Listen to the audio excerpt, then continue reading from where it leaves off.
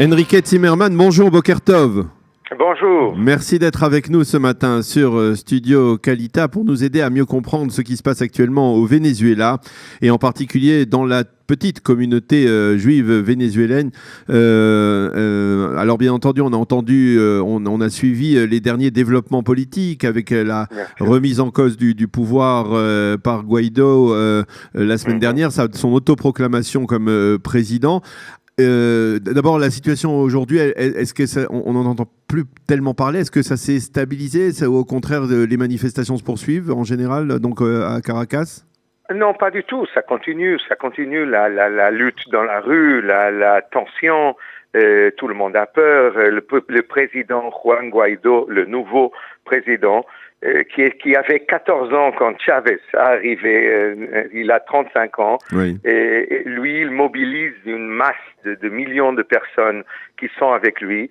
Aussi le ex-maire de Caracas, Ledesma, qui l'aide.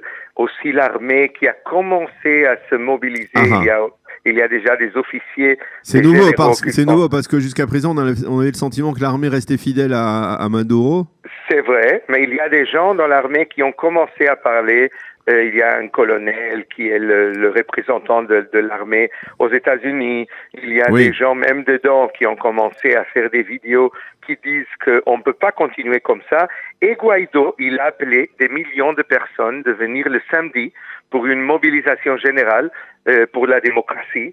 Et ce qu'il demande à Maduro, au président qui a replacé Chavez, le dictateur, on peut dire, c'est qu'il fasse des élections libres le plus tôt possible. Les Juifs de Caracas et de Venezuela, ils sont vraiment en tension. Je crois qu'ils sont tous avec Juan Guaido, bien sûr. Il faut se rappeler que l'année 2000, il y avait 25 000 Juifs à Venezuela. Aujourd'hui, il y a peut-être 6 000. La plupart des Juifs sont à Caracas, une communauté assez organisée. Mais il y a beaucoup qui sont à Miami, il y a quelques qui ont monté en Israël, et aujourd'hui ils se demandent qu'est-ce qui va se passer, s'ils vont retourner, s'ils vont continuer à laisser Venezuela. Il faut s'appeler qu'il y a 5 millions de personnes à Venezuela qui ont abandonné le pays. Ils marchaient pour les pays voisins. Il y avait quelques qui sont partis en bicyclette. Et il y a des gens qui ont parti en avion, bien sûr, à Miami surtout, où il y a une grande communauté.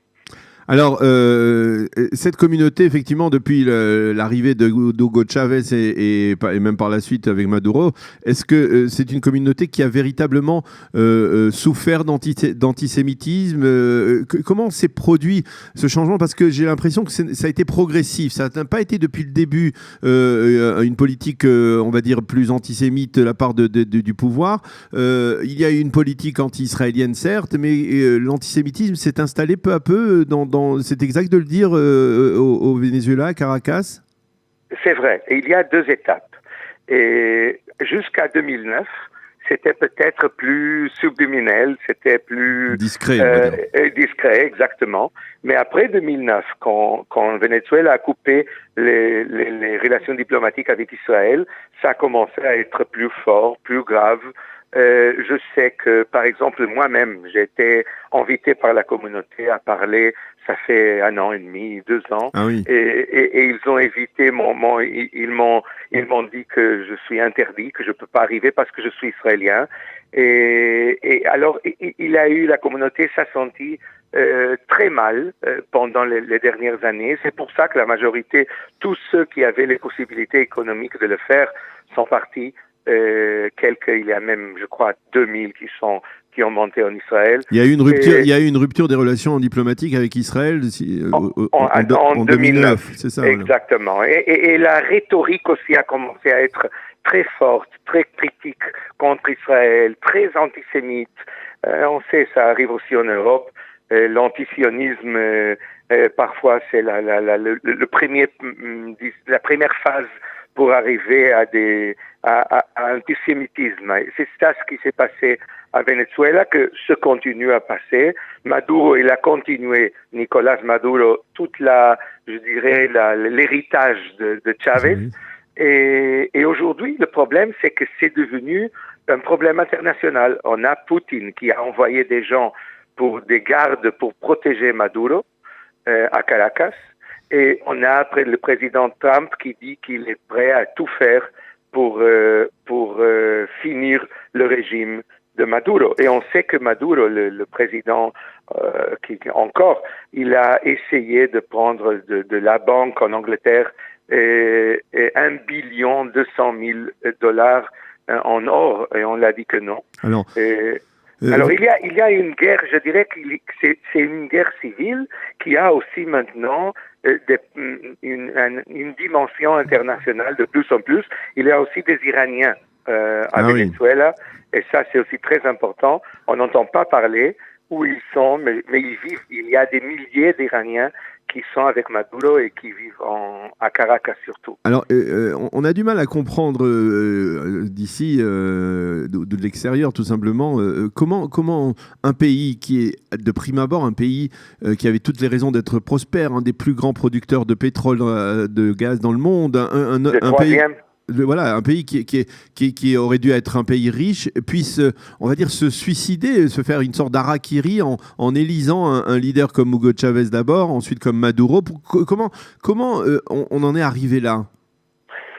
Je crois que beaucoup de populisme, je crois que beaucoup aussi de corruption. Et il faut se rappeler, c'est pas seulement le pétrole, c'est aussi le gaz. C'est la deuxième puissance en quantité de gaz. Et ils arrivent aujourd'hui à une situation que 3 universités de Venezuela ont fait une recherche et ils disent que les citoyens ont perdu 11 kilos chacun parce qu'il avait quoi à manger. Aujourd'hui, on sait que le salaire, le minimum qu'ils arrivent, c'est assez pour acheter rien, des œufs et quelque chose de petit dans le marché. Ça veut dire que la situation, elle est catastrophique. C'est le résultat d'une politique très, très, très populiste, très de gauche, presque communiste, presque comme à Cuba. Et on voit les résultats de ce qui se passe aussi à Cuba, ce qui s'est passé chez eux. Et je crois qu'on est dans le début d'un processus de changement. C'est justement comment on modifie cette tendance par exemple, en supposant que Juan Guaido parvienne à s'installer au pouvoir de la manière, on va dire, de manière démocratique. Par quoi commencer? Comment restaurer un tel pays qui est au bord de la banqueroute, quoi? Avec beaucoup, beaucoup de travail, ça va prendre le temps, avec beaucoup d'investissements étrangers. J'imagine que la Venezuela, c'est un pays qui a beaucoup de potentiel. Ça va prendre le temps, j'imagine. Mais j'imagine aussi que s'il y a une démocratie à Venezuela, au moins une partie des 5 millions de personnes qui sont parties vont retourner. Ils sont aujourd'hui au Pérou, Équateur, au Brésil. Ils vont retourner Colombia. Ils vont retourner parce que je crois que la Venezuela, ils ont un futur parce qu'ils sont riches. Ils ont des réseaux naturels et je crois que ça va arriver.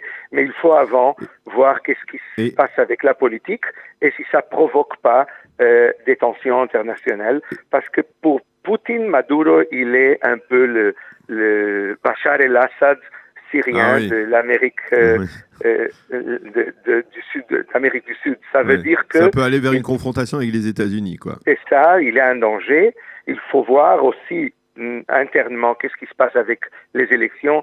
Si Juan Guaido, moi j'ai parlé hier avec son je dirais son assesseur Ledesma, qui était le maire de Caracas et qui est maintenant il est dehors, il a été à Miami. Oui. Et il m'a dit que et il m'a dit que ça va arriver, qu'il est sûr parce que il y a des millions de personnes qui veulent un changement et qu'il croit qu'il va y avoir des élections dans les prochaines semaines, peut-être prochains 2 mois, 3 mois, et on va avoir des résultats. Une dernière, pour revenir Enrique, à la communauté juive, aujourd'hui, si je ne m'abuse, la communauté juive de Caracas, de Venezuela, était une communauté assez aisée.